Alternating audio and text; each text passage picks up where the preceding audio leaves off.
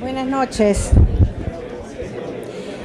Damos la bienvenida a las autoridades académicas de la Universidad de Montevideo, a las distinguidas autoridades académicas visitantes, a los profesores y estudiantes y a todos quienes nos acompañan en este acto de apertura del curso académico 2013, en el que asimismo se inaugura el programa dedicado al Año de la Fe.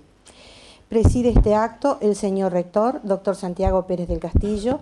Lo acompañan en el estrado el secretario académico, doctor Juan Manuel Gutiérrez, y el conferencista invitado, monseñor doctor Mariano Facio. En primer lugar, escucharemos al secretario académico que presentará al rector la memoria académica del curso 2012. Señor rector, señores integrantes del Consejo Superior, señores integrantes del cuerpo académico, en mi calidad de secretario académico de la Universidad de Montevideo, cumplo con presentar y entregar al señor rector la memoria correspondiente al año académico 2012. La misma incluye una síntesis de los principales eventos ocurridos durante el año 2012, así como una presentación de la actividad docente, de investigación y extensión universitaria desarrollada por cada una de las facultades o centros de la universidad. Se agrega también un resumen de lo actuado por la Dirección de Relaciones Internacionales, Biblioteca y Centros de Documentación, Departamento de Prácticas y Salidas Profesionales, Deportes, Departamento de Sistemas y Voluntariado. La lectura de esta memoria revela que la Universidad de Montevideo continúa en el camino trazado desde sus orígenes, con un sostenido nivel de crecimiento y un apego constante a la misión que inspiró su creación y alumbra su camino. Las autoridades de la universidad desean agradecer al cuerpo docente, al personal administrativo y a los estudiantes el esfuerzo, la confianza y la convicción en el proyecto, lo cual asegura el éxito de la tarea empeñada. Finalmente, quiero expresar un agradecimiento especial a título personal y en nombre de la Comisión Permanente del Consejo Superior a la doctora María Celia Mato por su invalorable trabajo en la recopilación, compaginación y edición de esta memoria académica que hoy estamos presentando.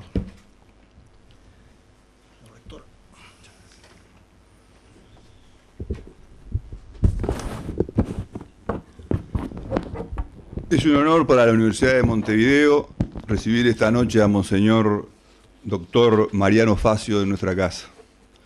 Es un estudioso, profundo investigador y un magnífico orador, como tendrán oportunidad de apreciarlo enseguida.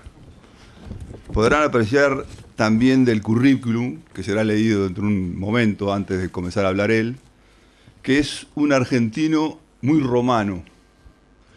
Pero quizá, más allá del currículum, lo que más envidia le tenemos, lo que lo conocemos, es el trato cercano y la amistad con el Papa Francisco que tuvo en Roma, en Buenos Aires y en Aparecida.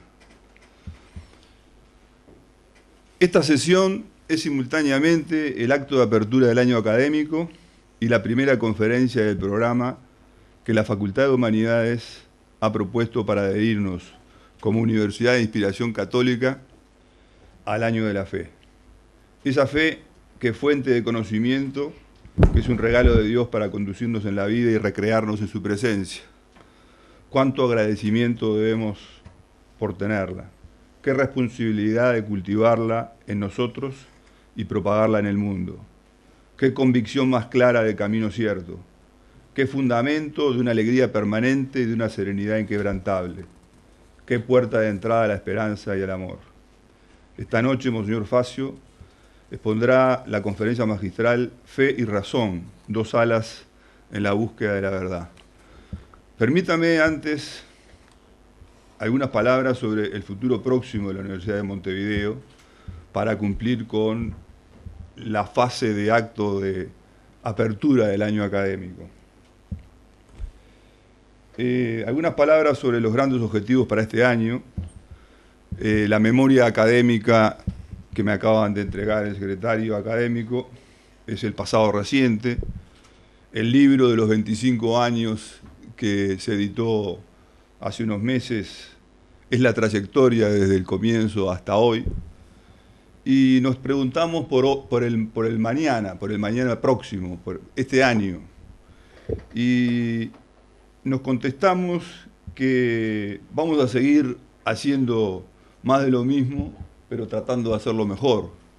Desde el primer momento tratamos de encarar la formación humanística, pero hoy estamos revisando los programas y encarando un reposicionamiento en todas las unidades de este fundamento de la cultura que hace tanto al ser universitario. El universitario es alguien que se desvive por buscar la verdad de la vida, la respuesta a las primeras preguntas, el ir más allá de las apariencias y la frivolidad de lo externo para profundizar en lo íntimo. En segundo lugar, también se ha creado el Departamento de Desarrollo y Acreditación, nombrándose una persona al frente con larga estancia en nuestra vida universitaria y en cargo de gestión, como la magíster Patricia Schroeder. Se trata de responder a una necesidad que requiere esta área decisiva para la calidad, para evaluarnos, para mejorar en nuestro quehacer. En tercer lugar, algunas palabras sobre la vocación internacional con que la UEM nació. A la participación en foros internacionales a que nos tiene acostumbrado la Facultad de Derecho, con victorias en general o con puestos muy buenos para ser un país pequeño como el nuestro, se une el crecimiento en la firma de convenios con otras universidades, en donde la letra escrita se hace vida. Siempre he visto muchos convenios que se firman, se saca la foto y allí queda. La característica que tiene el Departamento de Relaciones Internacionales nuestro es que después vienen otras cosas, después viene vida, después vienen intercambios, después vienen alumnos, profesores. Un ejemplo de eso, por decir algo nomás, es el semestre íntegro que la carrera de negocios internacionales tendrá cada alumno en una universidad extranjera. La internacionalidad la entendemos como apertura al mundo, como formación para moverse en el mercado de trabajo global, y es difícil llevar la cuenta de cuántos de nuestros egresados están trabajando en el extranjero con reconocido desempeño.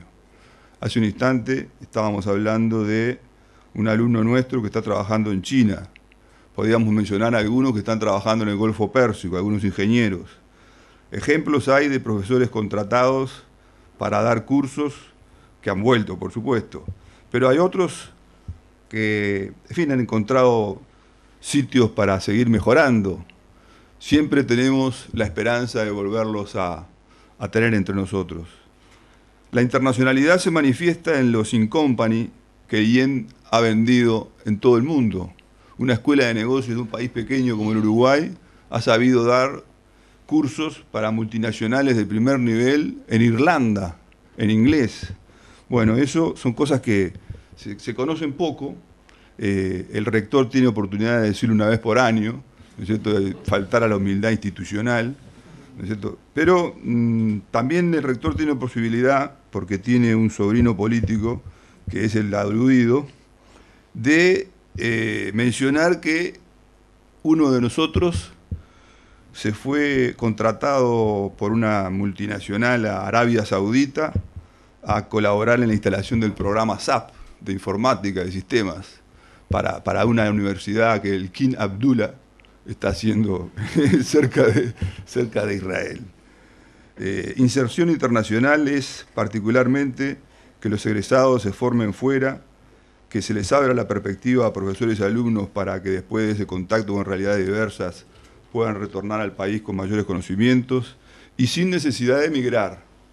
Es decir, inserción internacional es que sigan siendo uruguayos, es decir, no ser un fomento de la emigración, sino lo contrario, es decir, que se queden entre nosotros para disfrutar de su amistad y también para que puedan volcar a la sociedad que lo formó en parte el retorno de esa formación que a la sociedad en la que estamos insertos le deben.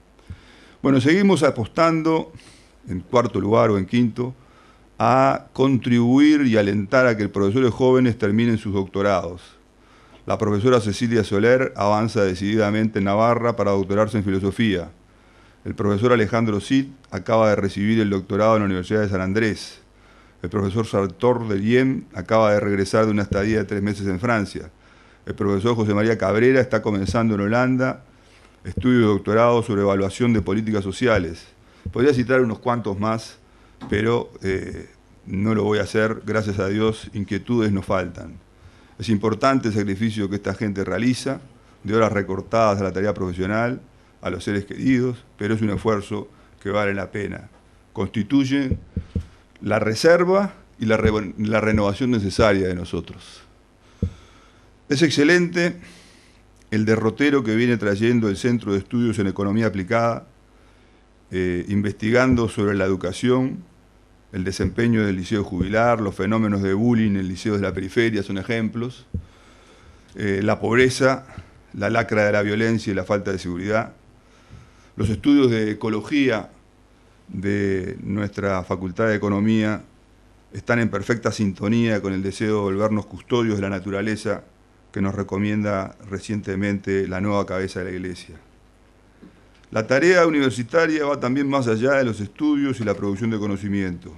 Es también la divulgación de la que dan debida cuenta esos libros y estudios publicados, esas colaboraciones periodísticas a quienes nos tienen habituados nuestros profesores. El fin de semana pasado conté 5 artículos en medios de prensa nacionales escritos por docentes de nuestra casa.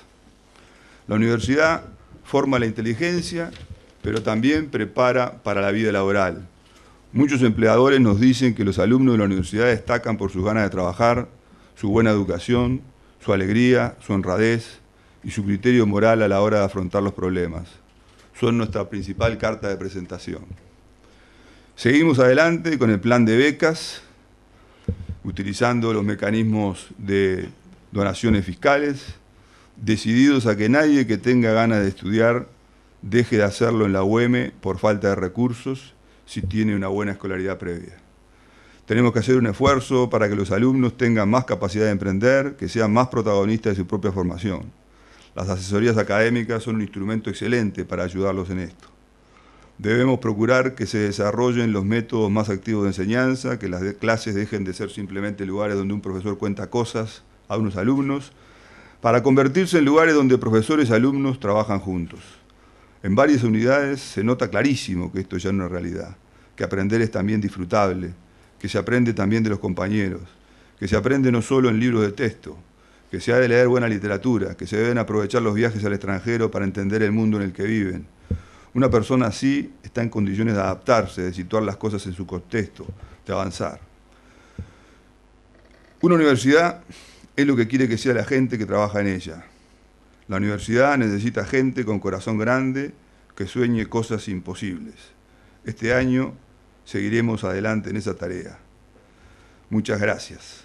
Con la conferencia de Monseñor Mariano Facio, a quien agradecemos particularmente que esté con nosotros aquí, ser vicario regional de Argentina, Paraguay y Bolivia no debe ser una tarea fácil, debe ser, supongo, un descanso estar aquí entre nosotros. Con la conferencia de Monseñor Mariano Facio queda abierto el curso académico 2013 de la Universidad de Montevideo.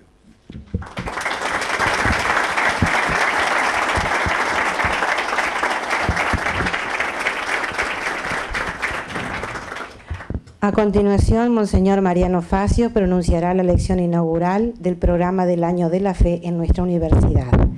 Monseñor Mariano Facio nació en Buenos Aires el 25 de abril de 1960. Es licenciado en Historia por la Universidad Nacional de Buenos Aires y doctor en Filosofía por la Pontificia Universidad de la Santa Cruz, Roma. Fue ordenado sacerdote en 1991.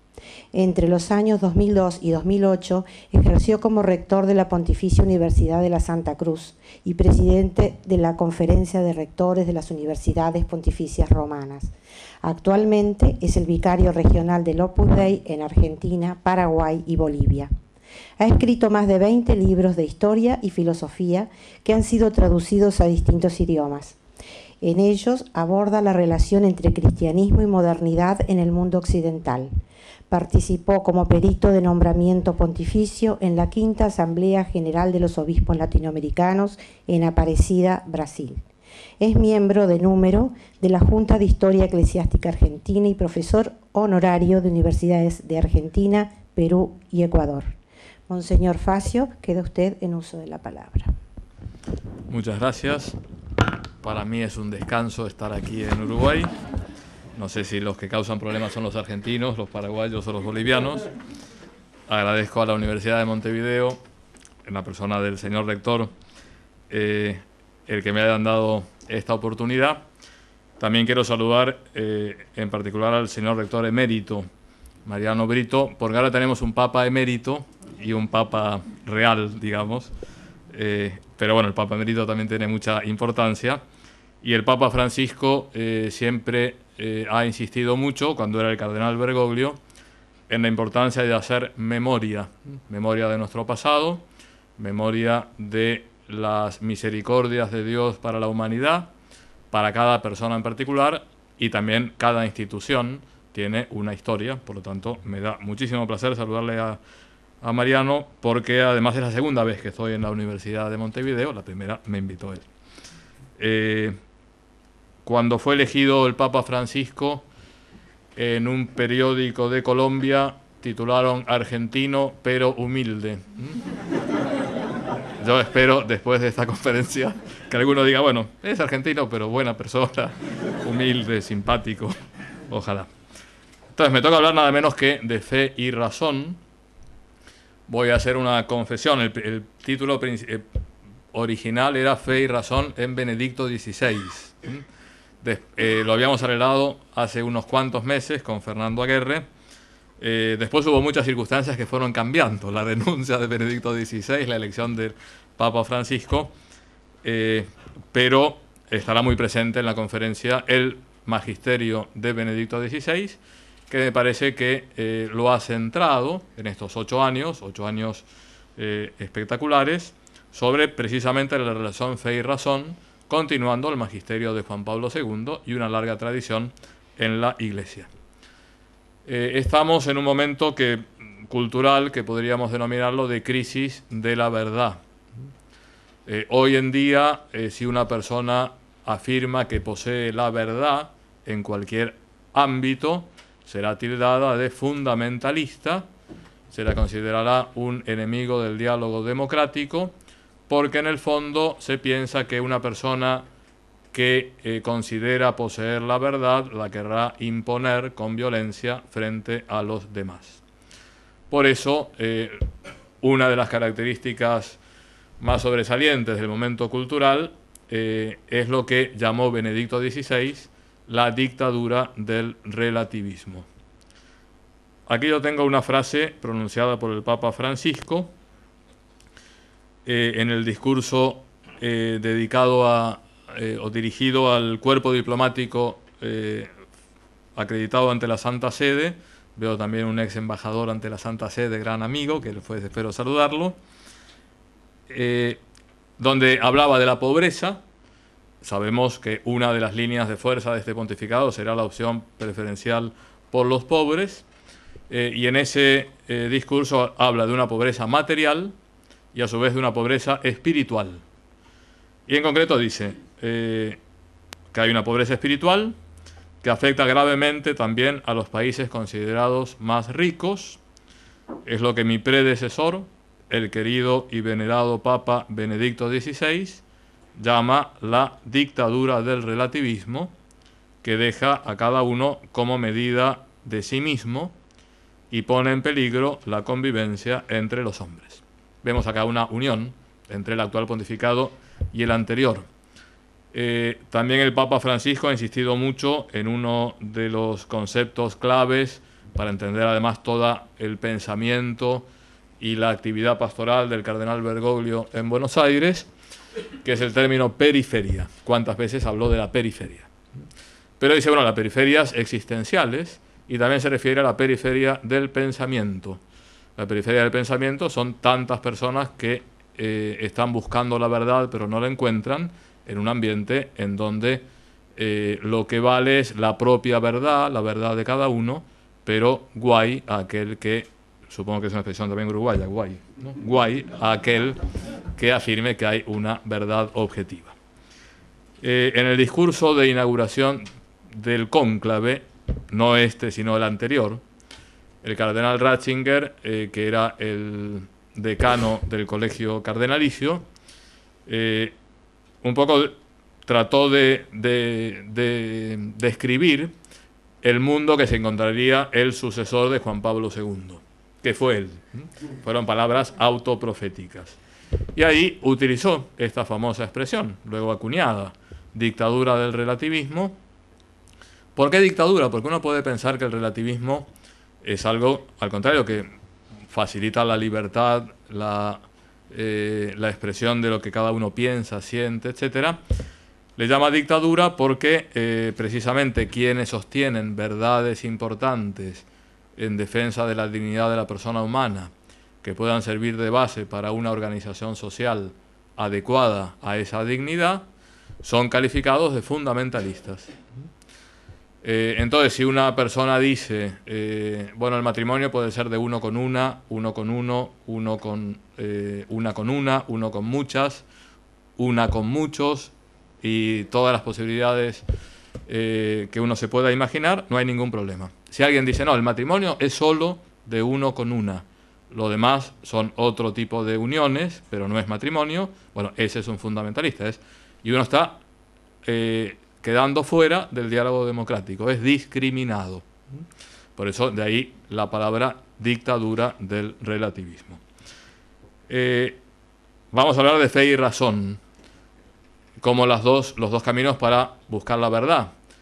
Pero tenemos que ponernos en el contexto contemporáneo de crisis de la verdad. Y el principal obstáculo, me parece, por lo menos en el mundo occidental, es la dictadura del relativismo. Ahora, a mí siempre me gusta distinguir entre un relativismo absoluto, valga la contradicción, y un relativismo relativo, que considero muy positivo. O sea, ¿qué es el relativismo absoluto? Es aquel que se basa en la afirmación todo es relativo. Como ustedes son muy inteligentes, se darán cuenta que esta frase, todo es relativo, no tiene nada de relativista, es absolutista, totalitaria, dictatorial, antidemocrática, etcétera. Todo es relativo. Pasa lo mismo que con las concepciones escépticas en torno a la verdad, cuando uno dice no se puede conocer la verdad. Bueno, excepto esta verdad, que no se puede conocer la verdad, con lo cual todo entra en crisis. Entonces, afirmar todo es relativo lleva a la dictadura, al totalitarismo o al fundamentalismo. El relativismo absoluto es un fundamentalismo. Otra cosa es el decir casi todo es relativo. Bueno, es que hay un abismo entre decir todo es relativo y casi todo es relativo. Esto me parece que es verdad y creo que en una sociedad sana es importante que cada uno tenga opiniones personales sobre los más distintos aspectos de la vida, de la sociedad, de la economía, de la política, que haya una gran libertad de expresión, un respeto mutuo por las opiniones diversas, sabiendo que, aunque casi todo es relativo, no toda opinión tiene la misma validez. Dando esta conferencia o hablando de estos temas, en Buenos Aires ponía un ejemplo muy porteño, pero ahora ya pasó de moda, porque lo sacaba a la palestra al cardenal Bergoglio.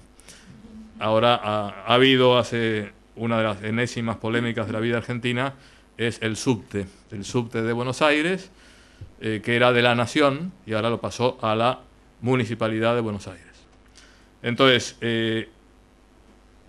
la opinión del cardenal Bergoglio sobre si tiene que ser de la Nación o de la Municipalidad me interesaba, ahora me interesa mucho más, pero me interesaba relativamente poco, porque el cardenal Bergoglio no es un experto en medios de comunicación. Me interesa más lo que diga un experto en ese tema o un político o un economista, porque es un tema político, económico, etc. El cardenal Bergoglio simplemente dirá que sea un transporte digno de la persona humana y que tenga un precio accesible. Pero lo que opine si es mejor de la Nación me interesa relativamente poco.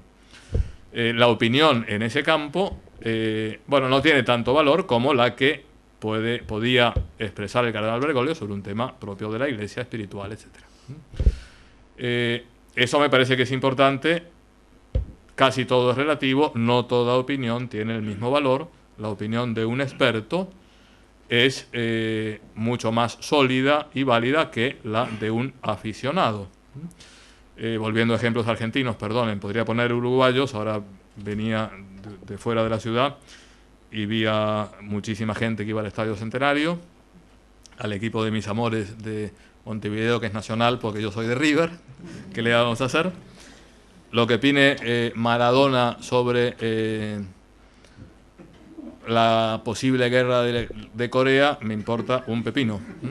Ahora, las posibilidades que tenga Uruguay de clasificar al Mundial, me interesa lo que opine Maradona, porque de eso sí sabe. Es importante, además, opinar sobre las cosas que sabemos. Me dijeron, yo soy de origen italiano, me contaron un chiste diciendo, ante un tema del cual se ignora, un alemán lo estudia, un francés pregunta, un italiano lo explica. Bueno, acá hay muchos descendientes de italianos. Entonces hay que opinar entonces, todo es relativo, no todo es relativo, casi todo es relativo, pero hay que opinar seriamente y tener la humildad de saber decir no sé. Cuando fue elegido el Papa Francisco, me llamó mucho la atención el lema episcopal, que es interesantísimo. Ahora no tenemos tiempo de explicarlo. Miserando adque eligendo, que viene de una frase de San Beda el Venerable, relacionada con la vocación de San Mateo, que dice, lo vio con ojos de misericordia en vista de su elección, porque lo eligió para ser apóstol, lo perdonó. Yo pregunté en Buenos Aires, ¿qué es esto de miserando adque eligendo? Lo lógico me hubiera sido, no sé. Pero alguien me dijo, aquí que está el rector de la UCA, perdón, de la Universidad Católica de Montevideo, me dijo, es algo de los jesuitas, cosa que no tiene absolutamente nada que ver. Crisis de la verdad, relativismo, no se puede conocer una verdad objetiva, porque quien afirma que tiene la verdad objetiva la querrá aplicar con violencia, entonces se convertirá en un Ayatollah Khomeini para los que tengan más edad, un Bin Laden para los más jóvenes, o sea, un fundamentalista islámico, católico o de cualquier signo que sea. Y sin embargo, sin verdad no se puede vivir. En los dos pontificados anteriores, el tema de la verdad ha sido absolutamente central. Cuando le preguntaron a Juan Pablo II cuál es la frase de la Escritura que más le impresionaba, le gustaba, etc., inmediatamente respondió, se ve que lo tenía pensado, la verdad les hará libres, de San Juan. Palabras del mismo Señor. El lema episcopal y después pontificio de Benedicto XVI es una frase de la tercera epístola de San Juan, que es cooperadores de la verdad. Aquí vemos una gran unión entre los dos pontificados anteriores. Y me atrevería a decir, pecando de simplista y en definitiva no diciendo la verdad, aunque estamos hablando sobre la verdad, que se podría interpretar todo el pontificado de Benedicto XVI como una glosa a una encíclica de Juan Pablo II, que es Fides et Ratio. Digo que no es así, porque es mucho más el pontificado de Benedicto XVI. Pero es un tema bastante central. De hecho, los discursos más importantes, esto también es muy subjetivo, ¿no? Depende de los temas que a uno le interesen más, un discurso puede ser más o menos importante. Pero me parece que discursos claves del pontificado de Benedicto XVI, todos hablan de la verdad y de las dos vías de acceso a la verdad, que son la fe y la razón, que es precisamente el tema central de la encíclica Fides et Ratio de Juan Pablo II, en gran parte escrita por el cardenal Ratzinger. Aunque lo importante para quienes seamos católicos es que la encíclica es del Papa. Da igual quién estuvo detrás, una vez que lo firma el Papa ya la hace propia. Estos discursos son el famoso discurso de Ratisbona, que inició el pontificado, con muchos problemas después de comunicación, creo bastantes crisis. Un discurso no pronunciado, precisamente por la dictadura del relativismo, lo invitaron a la Universidad de La Sapienza y una serie de estudiantes y algunos profesores intolerantes, fundamentalistas del relativismo, impidieron que el Papa fuera a hablar. El Papa se retiró inmediatamente y después se publicó el discurso nunca pronunciado en distintos medios de comunicación, empezando por el Observatorio Rumano. Un discurso que a mí me parece magistral, que es el pronunciado en Westminster Hall, Parlamento británico. Uno puede decir, bueno, el Papa se metió en la cueva del lobo del relativismo absoluto, y realmente fue una pieza preciosa. Y el discurso en el Bundestag, en el Parlamento alemán. Él tenía además como mucha autoridad moral para hablar allí, explicando cómo cuando se pierde la relación con la verdad, se cae en un totalitarismo negador de la dignidad de la persona humana. Y un ejemplo bastante claro era la Alemania del siglo XX, por lo menos hasta la Segunda Guerra Mundial. Bien, por lo tanto, Fides et Ratio y las glosas de Benedicto XVI. ¿Qué dice la Fides et Ratio? Fides et Ratio significa fe y razón, que son las dos alas que tiene el alma humana para volar en búsqueda de la verdad, decía poéticamente Juan Pablo II. Es decir, que podemos acceder a la verdad y podemos acceder a través de dos caminos, la fe y la razón. Vamos a hablar de la fe, pero sobre todo hablaremos de la razón. Y es interesante hacer una referencia histórica. Si uno ve las intervenciones de los papas de finales del siglo XIX, principios del siglo XX, Pío IX, León XIII, San Pío X,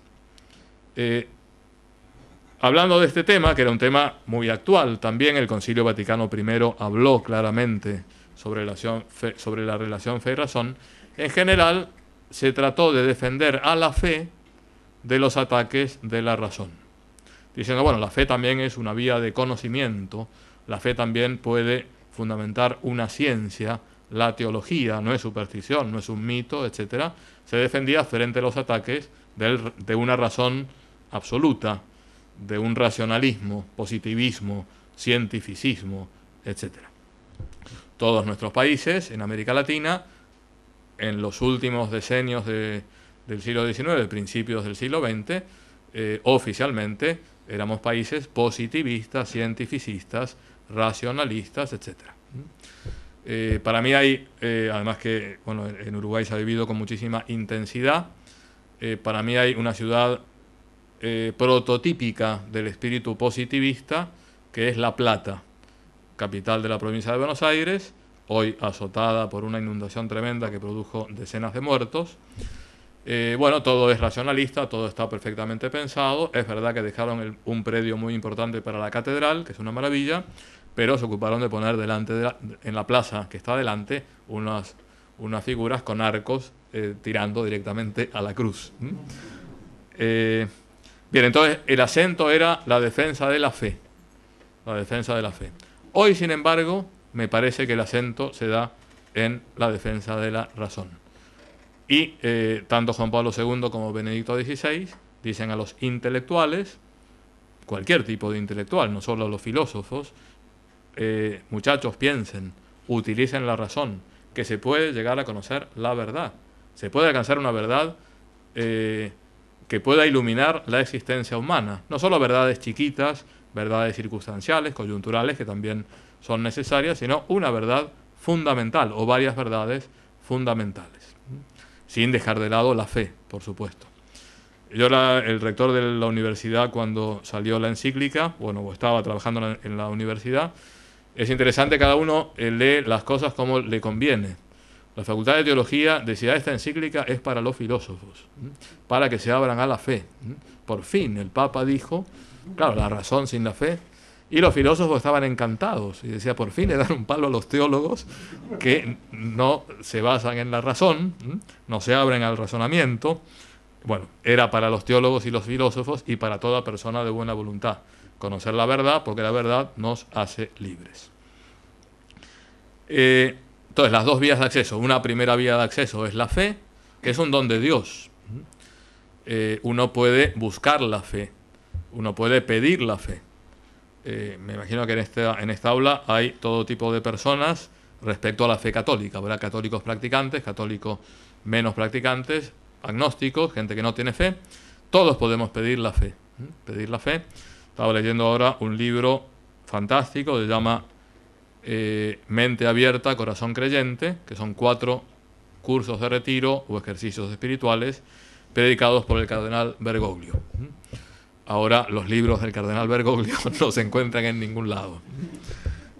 En donde, hablando de nuestra fe, dice, bueno, qué importante es pedir la fe. Dice, ahora hay toda una tendencia a pensar que la oración de petición es mala y en cambio, dice, es la oración más alta. Tenemos que arrodillarnos y pedir lo que necesitamos. Y muchas veces necesitamos fe. Y con la luz de la fe, que es un don de Dios, pero Dios lo da a todo aquel que lo pide con humildad, accedemos a una serie de verdades que son inaccesibles a la razón. Están por encima de la razón, lo cual no significa que sean absurdas. Es decir, con la razón podemos alcanzar la existencia de Dios. Ahora, que Dios es Padre, Hijo y Espíritu Santo, por más que yo me esfuerce, nunca llegaré con mi razón a conocerlo. Y si llego a demostrarlo con la razón, soy un hereje para la Iglesia Católica. Es una verdad de fe, es un misterio de fe que está por encima de la capacidad de la razón. Lo mismo los sacramentos, etc. Son los misterios de fe. A través de la razón podemos llegar a conocer muchas otras verdades, pero no verdades menos importantes, verdades absolutamente fundamentales para nuestra vida.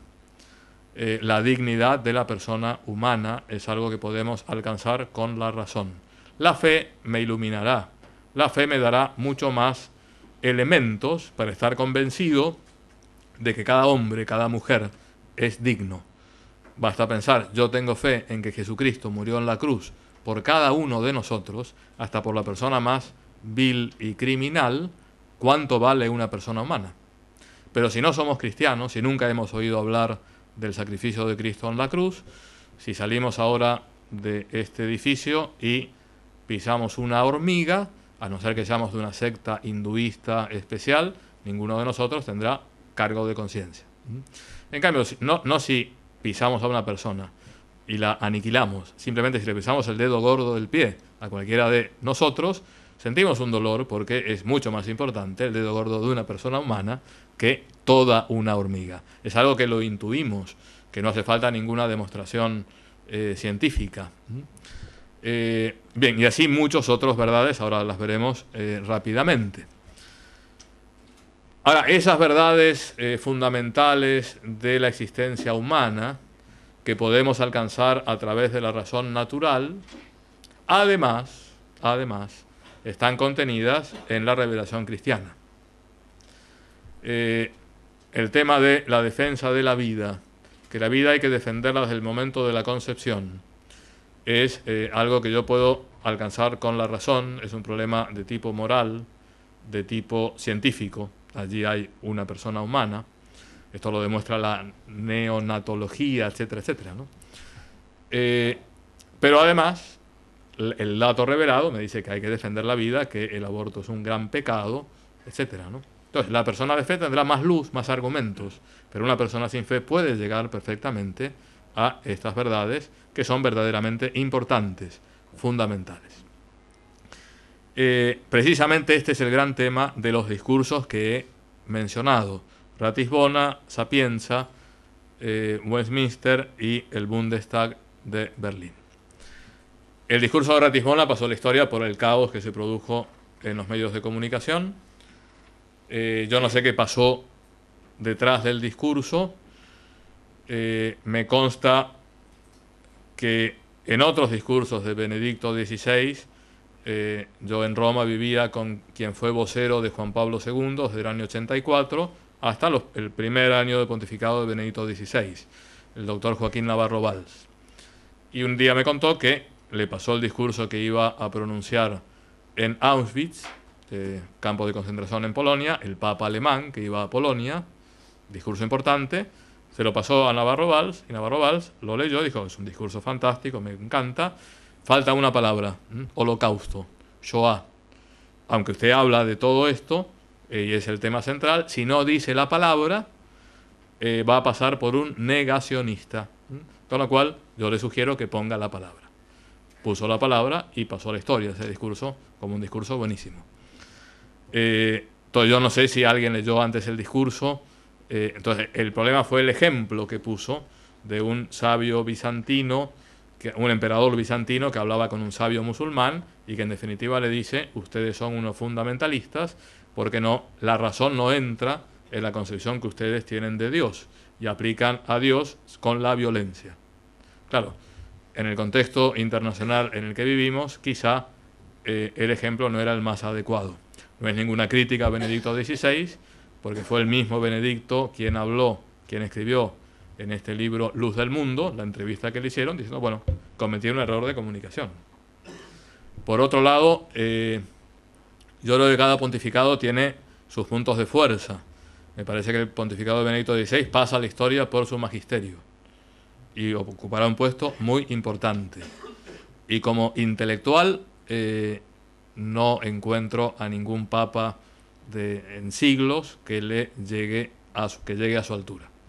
No pasará a la historia por la política mediática, porque hubo un error tras otro. ¿Por culpa de quién? Y bueno, por culpa de las circunstancias. Pero bueno, pues eso es natural, es lógico. Juan Pablo II ha sido canonizado por infinitas cosas, quizá no por el gobierno de la Curia Romana, que después se le desmandó un poco, pero eso no impidió su beatificación. No sé si me explico. Y ahora entramos en otro pontificado que hará hincapié en muchas cosas, y esto es la gran riqueza de la Iglesia, y subrayará aspectos que quizá no ha subrayado Benedicto XVI, aunque habrá una grandísima continuidad. Bien, entonces, pero en definitiva en Ratisbona, ¿qué dijo el Papa? Que necesitamos la fe y la razón para alcanzar la verdad. Una fe sin el auxilio de la razón es una fe que tiene la tentación de convertirse en fundamentalismo. Y es propio de la fe cristiana que utiliza la mediación de la razón. La fe cristiana es razonable. No significa que sea racional completamente en el sentido de que hay verdades que superan a la razón. Pero esas verdades que superan a la razón no son absurdas. Que Dios sea uno y trino no es absurdo, es razonable. Pero yo no lo puedo entender a fondo solamente con la razón. Que Jesucristo esté realmente presente en la Eucaristía, me lo creo, no lo puedo explicar. Pero una vez que me lo creo, puedo hacer muchos razonamientos en torno a la presencia real del Señor en la Eucaristía y hablar de sustancia, accidentes, transubstanciación, etc. Y una razón sin apertura a la fe es una razón limitada, es una razón no científica, porque la razón científica es algo muy bueno, es una razón cientificista, que niega todo lo que hay fuera de la experimentación científica. Y lamentablemente, las cosas más interesantes que hay en el mundo están fuera de la experimentación científica. Lamentablemente, gracias a Dios, no sé. La experimentación científica es muy importante, pero ¿qué es el dolor? ¿Qué sentido tiene el sufrimiento? ¿Qué pasa cuando se muere mi madre? ¿Qué hay detrás de la vida? ¿Cuál es el sentido último de la existencia? Son temas bastante importantes y que no me los puede responder ni la química, ni la física, ni la biología, ni la astronomía. Aunque estas ciencias me podrán decir cosas importantísimas. Por eso es necesario abrirnos a la fe, por lo menos en los interrogantes, por lo menos en la luz que me da la fe, para que me ayude a la razón. ¿Sí? Con lo cual es ese diálogo, apertura, respeto, fe, razón. Eso es el discurso de Ratisbona, que todo el mundo se escandalizó por el problema del emperador bizantino y el sabio musulmán. Y que lo seguirá desarrollando en esos otros discursos. Ahora bien, fe y razón que tienen que ir de la mano, que tienen que dialogar, cada uno dentro de su ámbito, que me sirven para mi vida personal, para mi vida, la vida de todos los días, para encontrar el sentido de la existencia humana, que nunca se contraponen, porque en definitiva es Dios la fuente tanto de la fe como de la razón, pero también fe y razón pueden ayudar a encontrar los valores fundamentales para construir una sociedad digna de la persona humana. Es decir, hay toda una dimensión personal de la relación fe y razón, pero también una dimensión social, política. Entonces, ¿cuáles son estos valores que yo puedo alcanzar con la razón y a su vez la fe los ilumina, pero pueden ser alcanzables por la razón?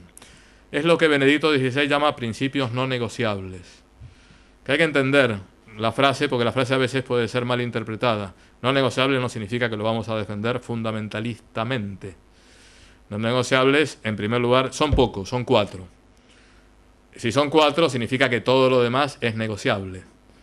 Es más, que hay que negociar, que hay que dialogar, que hay que intercambiar opiniones, que ahí sí puede triunfar la mayoría parlamentaria. ¿El subte es de la ciudad de Buenos Aires o de la nación? Bueno, depende de los equilibrios políticos, será de uno o de otro, porque ahí no hay ninguna verdad fundamental y última. Entonces son principios básicos, fundamentales, que están contenidos en la revelación, pero que a su vez yo puedo conocer a través de la razón natural. Y dice Benedicto XVI, en torno a estos conceptos es donde hay que crear consensos. No se trata de aplicar lo que venga un dictador católico y los imponga, porque eso no tiene ningún sentido, por lo menos hoy, en el año 2013. Y además me parece que no es digno de la persona humana. Sino se trata de, teniendo como aliado la naturaleza humana misma, que está destinada al bien, a la verdad, a la belleza. Eso lo dijo el Papa Francisco a los periodistas. Bien, verdad y belleza que están en Jesucristo. Y a los cardenales le dijo, todos los anhelos de felicidad del hombre solo los puede saciar Jesucristo. Pero bueno, todo el mundo, católico, no católico, ateo, musulmán, etcétera, vibra con la fe, con la verdad, con el bien y con la belleza. No con el error, con el mal y con lo feo. Entonces, estos valores, que ahora diremos cuáles son, están iluminados por la fe, pero yo los puedo alcanzar con la razón. Por lo tanto, puede ser la base de un amplio consenso, y es lo que Benedicto XVI llama legítima laicidad. La legítima laicidad del Estado se opone al clericalismo, que dice, no, como la verdad absoluta está en la Iglesia Católica, voy a obligar a todos los ciudadanos a ir a misa los domingos. A mí que no me obligue nadie. La Iglesia me dice que tengo que ir a misa los domingos y yo voy porque soy un hijo fiel de la Iglesia. Y si no quiero ir, no voy. Y nadie me obliga. Ahora, una cosa es que la Iglesia me lo recuerde, otra cosa que sea el Estado que me diga ir a misa, o ir a la sinagoga, o ir a la mezquita. Es un ámbito distinto. Eso sería el clericalismo. El otro es el laicismo, que considera que valores morales últimos, toda la fe religiosa es algo propio de la conciencia, exclusivamente de la conciencia, porque también es de la conciencia, de un mundo privado, y por lo tanto hay que excluirlo del debate público o social. Entre el clericalismo y el laicismo, como punto intermedio pero superador, está la sana laicidad, valores morales que todos giran en torno a la dignidad de la persona humana, que son alcanzables con la razón y que a su vez la fe me los ilumina. ¿Cuáles son estos principios? En 5 minutos acabo, no se preocupen. ¿Cuáles son estos principios no negociables? En primer lugar, la defensa o la dignidad de la vida humana desde el momento de la concepción hasta la muerte natural. Entonces, yo participé en Aparecida. Allí había muchos obispos que hablaban mucho de aborto, eutanasia, manipulaciones genéticas, etc. Y había otros obispos que hablaban mucho de pan, trabajo, casa, vestido, y parece como que no se entendían, hasta que salió un mediador que dijo, señores, estamos todos, no se trata de optar por una cosa o por la otra, tomemos todo, defendamos la vida desde el momento de la concepción hasta la muerte natural, y en medio de la concepción y la muerte natural, que todo el mundo tenga casa, trabajo, vivienda, acceso a la cultura, educación. No es optar, estoy seguro que el Papa Francisco va a subrayar mucho el tema de vivir una vida digna entre el nacimiento y la muerte. Quizá Benedicto XVI subrayó más el otro aspecto. Los dos son importantes y son complementarios. No hay que decir, no, yo más bien por la vivienda, yo más bien, no, todo, globalmente. Entonces la defensa de la vida, porque toda vida es digna.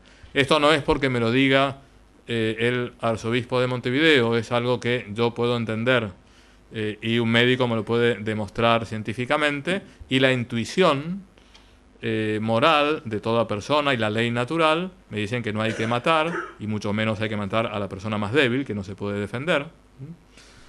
Primer principio no negociable. Que no es los católicos que defienden la vida con una bandera confesional, son fantásticos y maravillosos y perfectos, pero quizá se olvidan, bueno, es una bandera natural, una bandera de la dignidad de la persona humana, donde vamos a enrolarnos la Iglesia Católica, todas las confesiones cristianas y toda persona de buena voluntad. La defensa de la familia basada en el matrimonio. Segundo principio no negociable. Benedicto XVI no habla de matrimonio heterosexual, no porque esté a favor del homosexual, sino porque le parece que es una redundancia. Es decir matrimonio heterosexual es decir frío, fuego caliente, agua mojada. Si es agua ya se sabe que está húmeda. Entonces siempre habla de matrimonio. Matrimonio de uno con una, indisoluble, abierto a la vida, etcétera. Eso cada vez es más complicado explicarlo. Y considera que esto es algo que podemos alcanzar con la mera razón. Bueno, sé que ahora hay un gran debate aquí en el Uruguay, también lo hubo en Argentina, aspectos morales o religiosos. Tiene que ver con la tradición jurídica. No soy abogado, pero como soy argentino puedo hablar de cualquier cosa, como los italianos. La tradición jurídica romana hablaba de que justicia es dar a cada uno lo suyo, no dar a todos lo mismo. Entonces, hay una realidad que es la unión de un hombre con una mujer, que tiene la posibilidad de procrear naturalmente, sin instrumentalizar un vientre femenino. Yo no entiendo cómo las feministas no se oponen al alquiler de vientres, a toda una serie de cosas que es objetualizar al cuerpo de una persona humana. Bueno, pueden procrear naturalmente, nuevos ciudadanos para el país, nuevos jugadores para la selección uruguaya o de Peñarol, vamos, de Peñarol porque antes nombre era Nacional, nuevos elementos de producción, nuevos premios Nobel o lo que fuera. Eso es una realidad.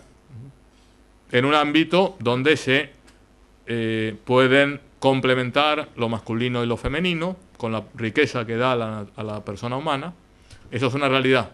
Otra realidad es dos personas del mismo sexo que deciden vivir juntas, supongamos que para toda su vida. Dejemos de lado lo moral y lo religioso. No digo que una cosa sea mejor que otra. Simplemente digo, son distintas. Son realidades distintas. Con lo cual no se puede dar el mismo nombre, no se puede dar la misma ley a dos realidades distintas. Porque entonces, en vez de dar a cada uno lo suyo, estamos dando a todos lo mismo. Y eso es discriminar. La ley del matrimonio igualitario en la República Argentina es profundamente discriminatoria. Ahora no se puede discriminar a nadie y está muy bien, es muy malo discriminar. En Argentina la familia ha sido discriminada porque se ha puesto al mismo nivel una realidad que ahora no la juzgo desde un punto de vista religioso o moral, pero que es distinta. Creo que puede ser un buen argumento para defender que familia es una realidad y otras uniones de personas que tienen la misma dignidad que cualquier otra, porque todos tenemos la misma dignidad, es distinta y por lo tanto tratar a todos igual, el igualitarismo absoluto es profundamente injusto. Tercer principio no negociable de Benedicto XVI, la prioridad de los padres en la educación de los hijos.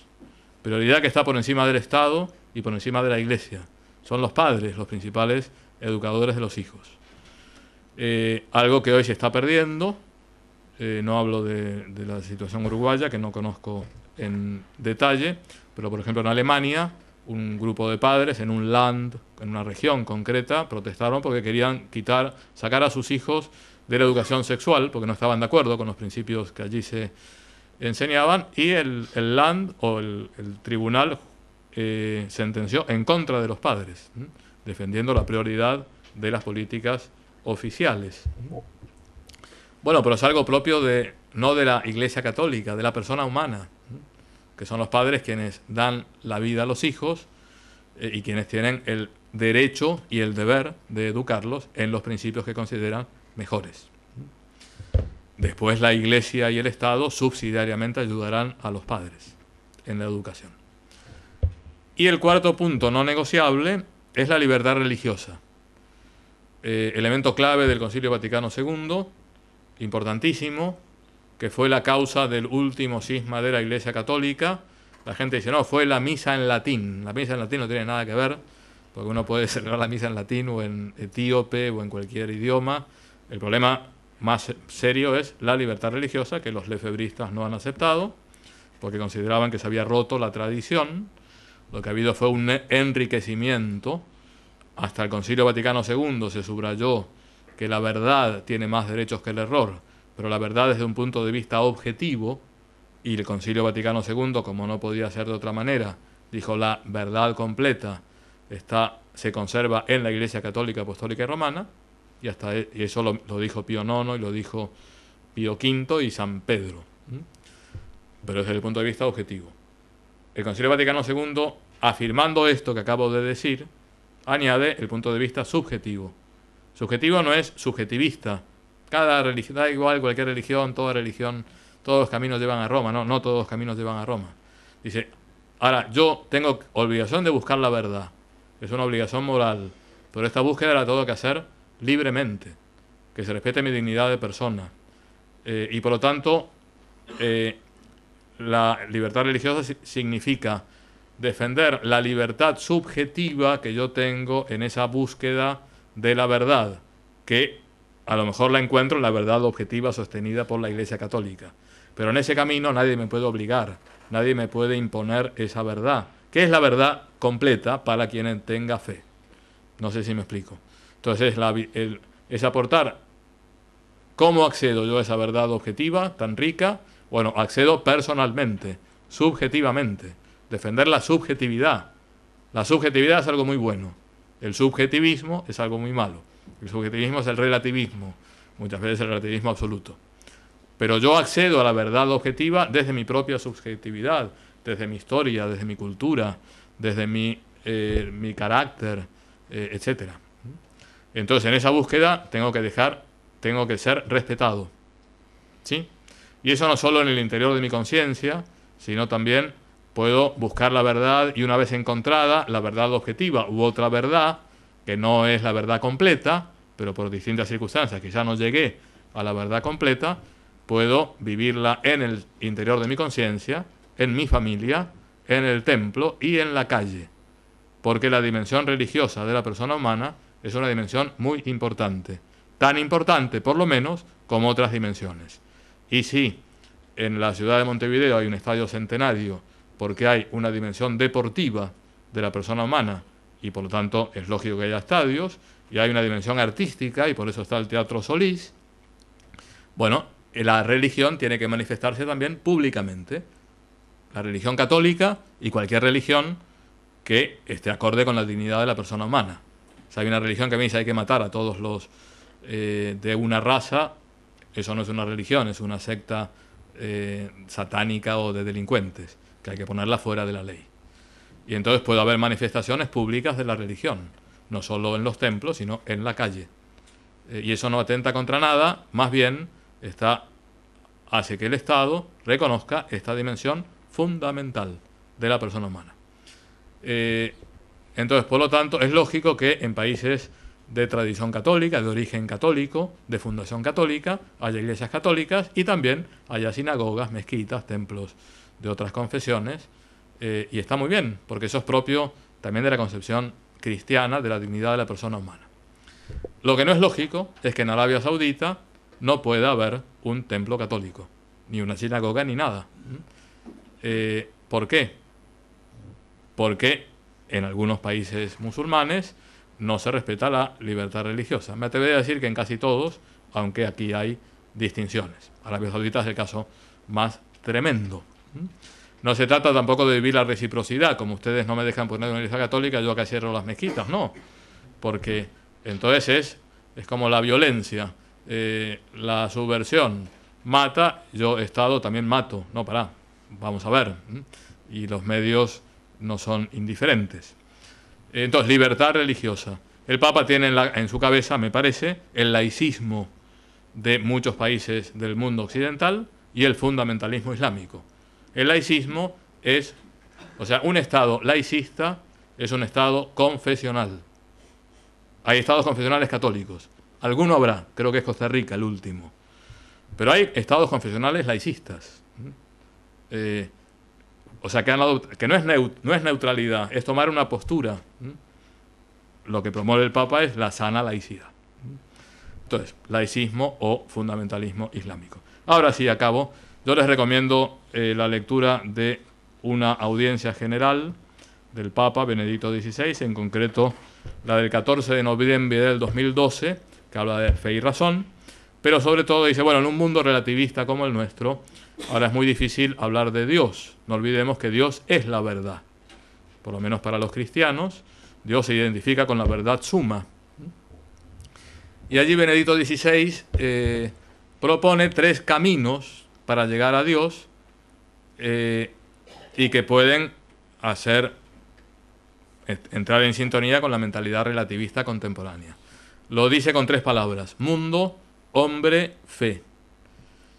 Y dice, bueno, la contemplación del mundo, el mundo creado, tanto en su estructura, la estructura molecular, atómica, biológica, física, química, etc., me están hablando de un diseño inteligente, de una mente superior.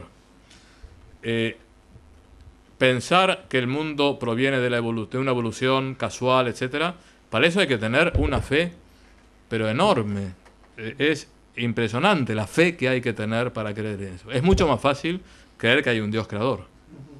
No sé si me explico. A veces uno dice, no, la fe, qué difícil es la fe. La gente traga cada cosa. Chesterton decía, cuando se deja de creer en Dios, se cree en cualquier cosa. Entonces yo, para creerme que ha habido, que todo es por casualidad o por una materia que fue tomando conciencia por sí misma, ¿y cómo puede tomar la materia conciencia por sí misma? Prefiero pensar en una inteligencia creadora, tanto en su estructura como en la belleza de la creación. Cita a San Agustín, una frase fantástica. Un camino, ya recorrido a lo largo de la historia de la Iglesia, Santo Tomás, etc. Un segundo camino, el hombre. El hombre y la mujer, no vamos a discriminar a nadie. La persona humana, dice, buscando en el interior de la persona, uno siente el anhelo de bien, de verdad, de belleza. Basta hacer un poco de examen de conciencia. Y cómo, frente a algo que es bueno, verdadero y bello, vibramos. Y bueno, la verdad, el bien y la belleza absoluta es Dios, y no nos conformamos con nada que no sea absoluto.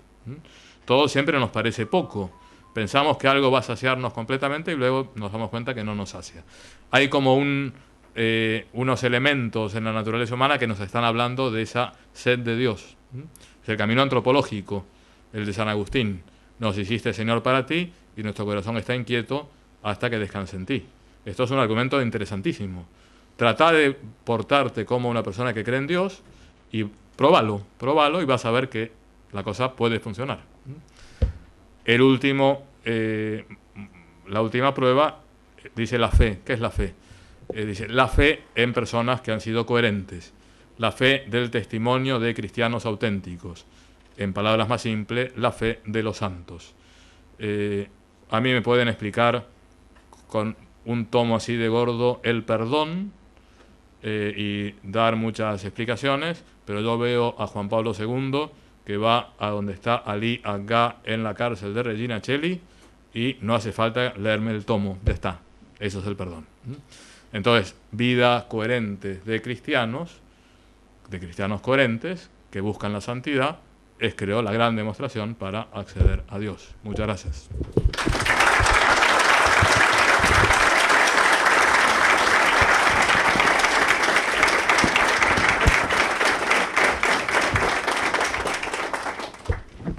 El rector y el Consejo Superior de la Universidad de Montevideo agradecen la presencia de quienes nos acompañan en este acto y también los saludos recibidos de quienes no se han podido hacer presentes esta noche en la sede del IEM.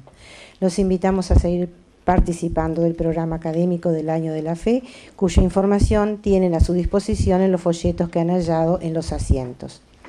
A la salida del salón está a la venta el libro de Monseñor Facio, Cooperadores de la Verdad. Y a continuación se servirá un vino de honor en la planta baja de esta casa. Muchas gracias.